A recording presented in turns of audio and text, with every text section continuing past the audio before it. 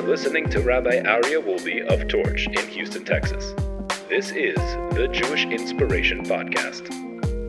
Now, my dear friends, on day 102, we are on page 604 in the Treasure for Life edition of the Orchos Tzaddikim, the Ways of the Righteous, in middle of the Gate of Remembrance. And we're in the middle of listing off 30 things for a person to remember daily to really maximize our joy and happiness every single day of life. HaChamishis, what's the fifth thing that we need to remember? Sheyizkor rachamei el yisbarach. Remember the mercy that Hashem has for you. Sherichem olav lases Torah so hatahora biyado. That Hashem gave you His Torah in your hand. V'ilu melech basar v'dam shalach lo ksav. V'kara kol aksav. V'haya bo dover shelo havin. Kama haya mitztar al zeh shelo haya yodea mat tiva melech. Imagine if a king sent you a scroll for you to read, and there was something that you didn't understand in it.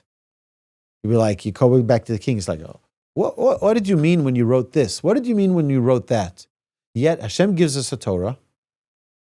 Ve'ein safek im haya b'mekoma afilu katan shebektanim shehaya yodea lefaresh lo ma shelo havin haya memaher lo lechas elav kedei leirid lesof daita shel hamelech u'ma shetziva lo hamelech v'lo haya mizbayesh kol shekein sheyasa kein b'toras elokim chayim v'melech olam sheyavin v'yidaktek b'toraso b'kivun dato.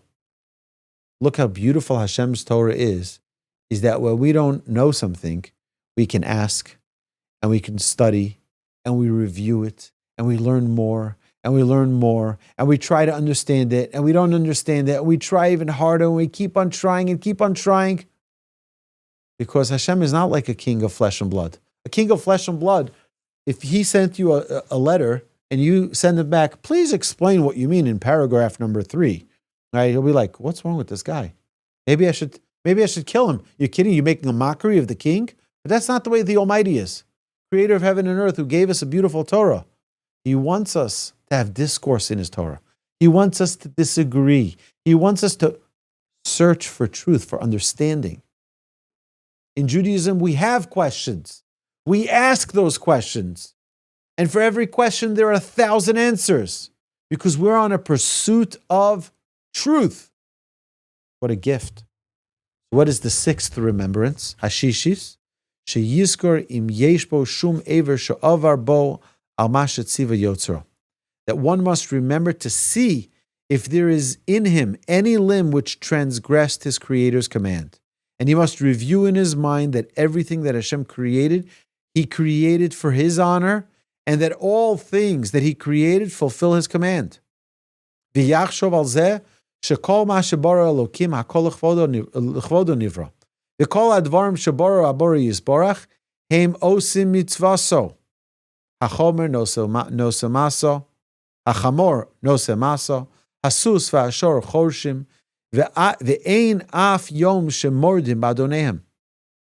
Hashemesh osa b'chol yom ma shetziva el yisborach. V'him haya yom echad shelo hosa zorachas v'haya choshech kama haya nifla be'enei ha'olam. He says, look at Hashem's creation. Look how all of Hashem's creation follows exactly how Hashem set them up to be. Look at the donkey. He carries his burdens. He carries his packages. Look at the horse. Look at the ox. They're all doing what they're supposed to do every single day, without fail. You ever see a cat say, I'm not in the mood today. I'm going to read the paper. I need a break. You ever see a dog say, no, I'm not in the mood today. No such thing. Right? You ever see the sun say, I need a coffee break. Guys, I've been shining for you for 5,785 years since the creation of Adam and Eve. Give me a 10-minute break, okay? A lunch break. No such thing. Why? Because Hashem created them for a purpose. So they're here to fulfill their purpose. That's its job. What's about the waves of the water? Oh, me'ayam im hoyu ovrim ha'gvul shenasan la'amakam. If it says that Hashem created sand by the sea, so that be the border of how far the water can go. The water knows you're not allowed to pass this way. Not allowed to pass. There are exceptions. You have a tsunami. You have things that happen, but that's a one-off event. But imagine if the water didn't obey its command, it would overflow every night. The whole world would be in chaos. If the sun turned off one day for like 20 minutes, just power off, right? Imagine the world would end. It would cease to exist. We'd freeze to death. We wouldn't be able to exist. It'd be total chaos. I remember when we had the solar eclipse. I remember I was in the exact point in the United States where it was a perfect eclipse. What was it called? Someplace in Tennessee. It was exactly perfect. And I remember it was in the middle of the day. It was probably 2:00 in the afternoon. I was with my children. I think it was Athens, Tennessee, I think it was. I think that was the name of the city. And we of course, you don't look directly. We had those special glasses and we're looking and it's amazing. And suddenly, in the middle of the day, it turns night. In middle of the day, it turns night. And you know what started happening? Started hearing all the crickets. I kid you not. At 2:00 in the afternoon, you started hearing all the crickets. It was the most incredible thing because it was, to them, it's nighttime now. It's nighttime. It was unbelievable. And then a few minutes later, it passes, and then suddenly the crickets stop. It's the most magnificent thing in the world. But imagine if the sun was completely turned off, 20 minutes just for that coffee break. I'm running into Starbucks. I'll be right out. Right? We know that there would be total chaos in the world if we'd even be able to survive. So says the author here, see that every one of these creations of God fulfills its purpose. Why did it come to this world? Why did God give it this world, this life that it's in? Imagine the earth didn't give its produce. You planted plants, you put the seeds in, and nothing grew. The whole world would die. We'd all die. He says, lehargil evorov shenivru lishmor haTorah u'mishane osam u'margil evorov lavor ala Torah. So listen to this way number 6. The 6th tool to remember every day. Look how Hashem created his world. All of Hashem's creation fulfill their function. And I'm just going to sit there on a beach chair and lazy around? And I'm going to allow my organs of my body that were created to serve God, to bring godliness into this world? I'm going to let them do sinful things. My eyes that are meant to look at the words of the Torah, my eyes that are meant to see the glory of Hashem in the world, are going to look at things that are inappropriate. My mouth that's meant to speak words of Torah are going to speak words of Lashon Hara, speak slander. Right? So this is a remembrance that the author tells us here.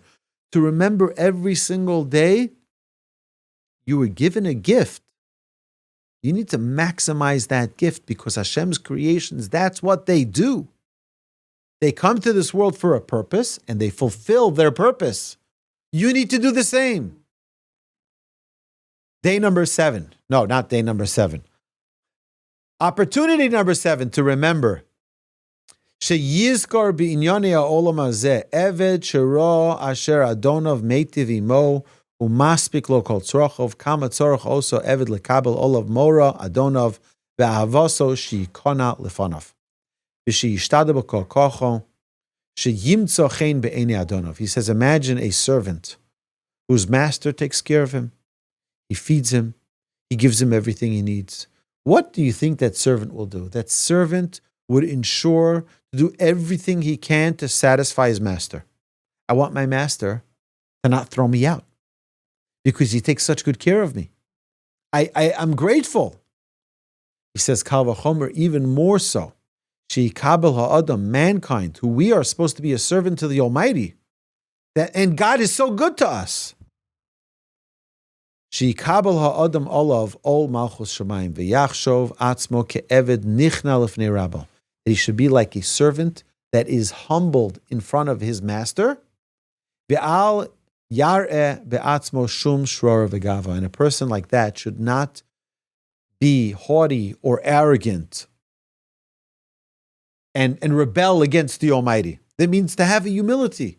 Realize I'm a servant of Hashem. Hashem put me here. The Almighty put me in this world to serve Him. And now I'm going to be arrogant, like I have accomplished something. I'm on a job. I'm here. I'm on a mission.